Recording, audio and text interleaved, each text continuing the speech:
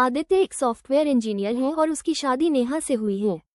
नेहा पढ़ी लिखी, समझदार पर थोड़ी तेज तर्रार स्वभाव की है। सरोज देवी, आदित्य की विधवा माँ, पारंपरिक सोच वाली, पुराने जमाने की और थोड़ी अधिकार जताने वाली महिला हैं। शादी के शुरुआती दिन बहुत अच्छे बीते, लेकिन धीरे धीरे माँ और बहू में छोटे छोटे झगड़े शुरू हो गए। कभी खाने में नमक ज्यादा, कभी टीवी का रिमोट, कभी आदित्य का ध्यान किस पर ज्यादा है।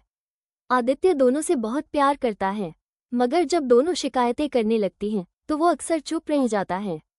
माँ कहती, अब तुझे मेरी जरूरत नहीं रही, बहू ही सब कुछ है। पत्नी कहती, हर बात में आपकी माँ बीच में क्यों आती है। आदित्य टूटने लगता है। ऑफिस से लौटकर जब घर में तनाव दिखता है तो वो जिंदगी से थकने लगता है। एक दिन सरोज देवी ने कुछ गलतफहमी में नेहा पर आरोप लगा दिए कि वो पैसे चुरा रही है। नेहा आहत हो गई और आदित्य से कहा, तो मैं इस घर में रहूंगी या आपकी माँ। आदित्य सदमे में था। उसने माँ को कुछ नहीं कहा, पत्नी को भी नहीं समझाया। बस अगले दिन ऑफिस के लिए निकला और वापस ही नहीं आया। 2 दिन बीत गए। नेहा रो रही थी, माँ परेशान थी। एक चिट्ठी मिली, दोनों से प्यार करता हूँ, लेकिन मैं इंसान हूँ, भगवान नहीं। अगर तुम दोनों को मेरा प्यार चाहिए तो एक दूसरे को भी समझना सीखो। मैं तब लौटूंगा जब मेरा घर फिर से घर लगे, जंग का मैदान नहीं। नेहा को एहसास हुआ कि वो सिर्फ बहू नहीं, अब इस घर की बेटी है। और सरोज देवी को समझ में आया कि बहू कोई दुश्मन नहीं, बेटे की साथी है। नेहा खुद सरोज देवी के लिए खाना बनाकर ले जाती है।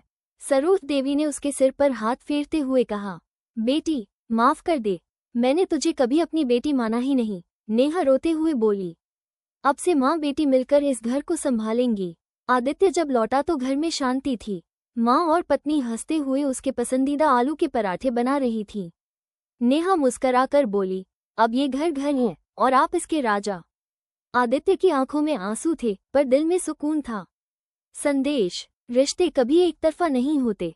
जब पति, पत्नी और माँ तीनों थोड़ी सी समझदारी दिखाएं तो हर घर स्वर्ग बन सकता है।